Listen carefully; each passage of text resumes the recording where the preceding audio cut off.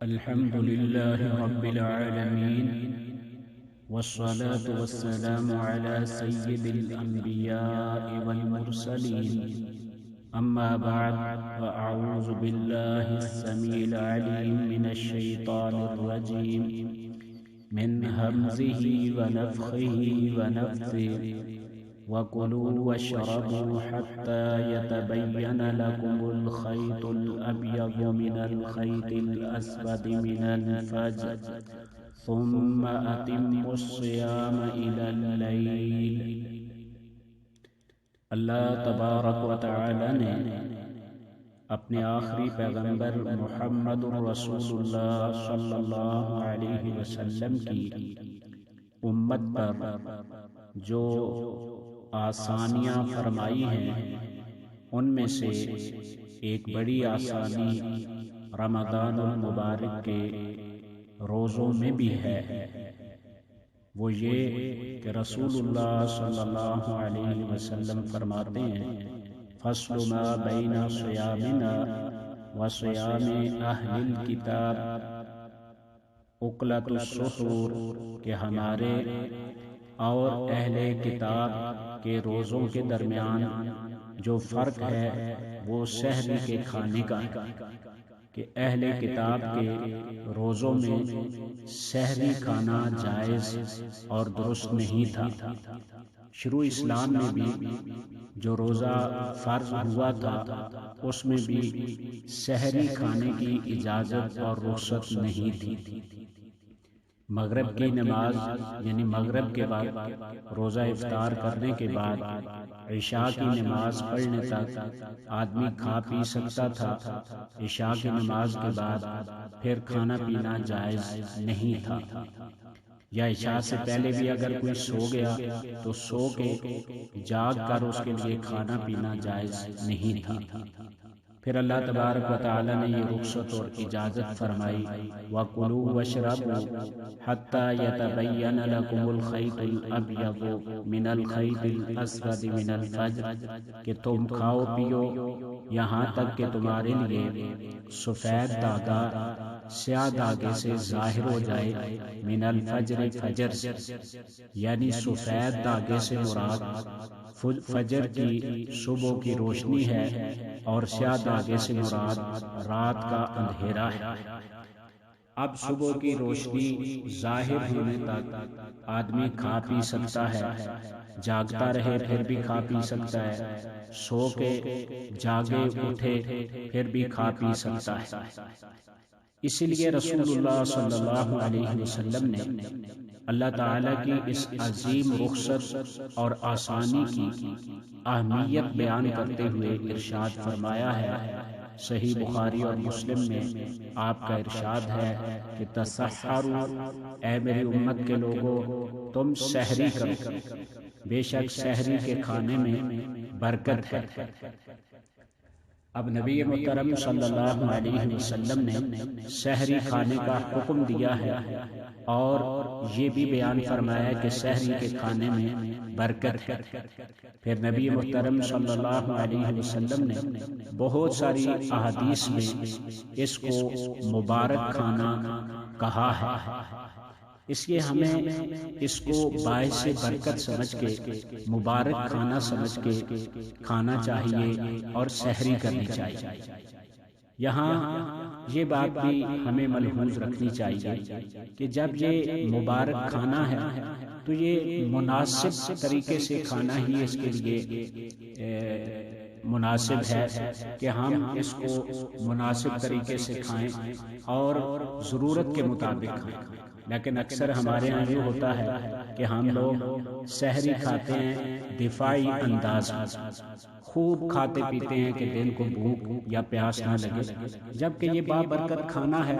آدمی ضرورت کے مطابق مناسب طریقے سے کھا لے تب بھی اللہ تعالیٰ اس میں اتنی برکت ڈالتے ہیں کہ شام تک بآسانی آدمی پہنچ سکتا ہے۔ سحری کھانے میں چند چیزیں ہمیں ملحوظ رکھنی چاہیے۔ یہ بات ہمیں ذہن میں رکھنی چاہیے کہ فجر کی روشنی نمودار ہونے تک کھانے پینے کی اجازت ہے۔ جو ہی فجر کی روشنی نمودار ہو، ظاہر ہو، تو سحری کا وقت ختم ہو جاتا ہے، پھر دن شروع ہو جاتا ہے، روزے کا وقت شروع ہو جاتا ہے۔ اور اس کی دلیل جو آذان ہوتی ہے کہ آذان کے شروع ہوتے ہی سحری کا وقت ختم ہو جاتا ہے۔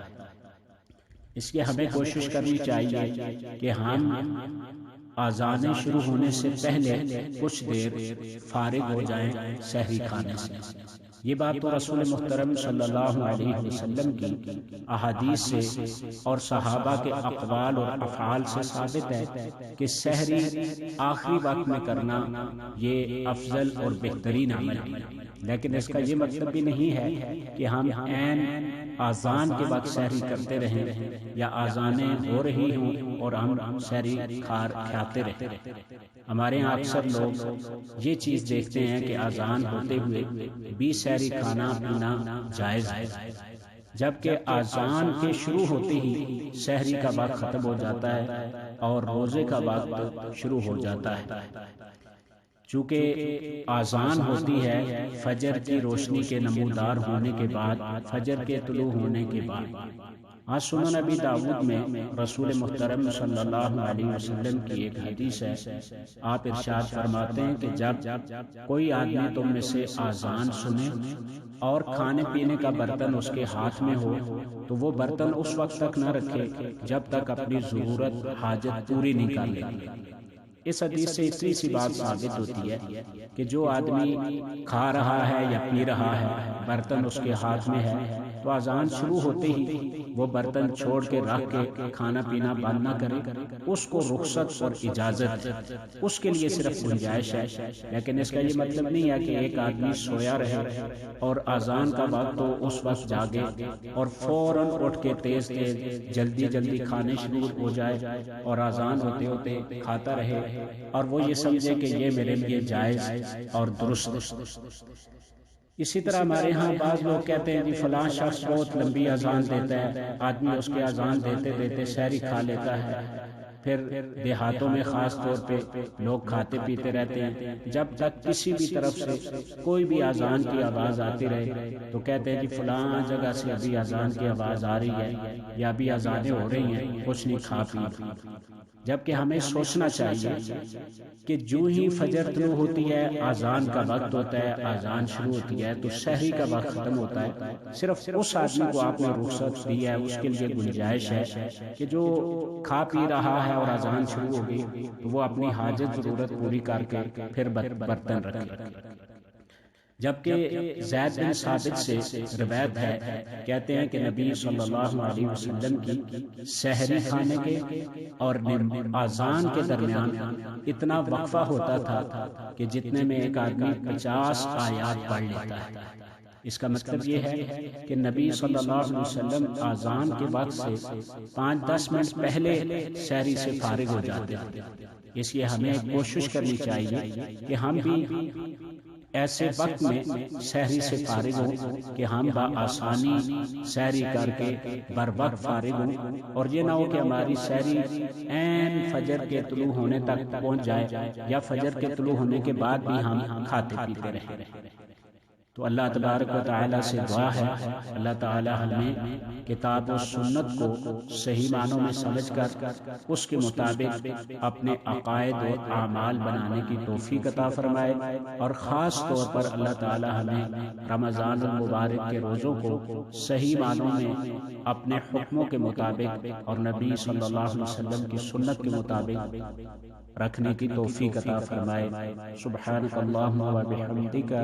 اشہد ان لا الہ الا انت۔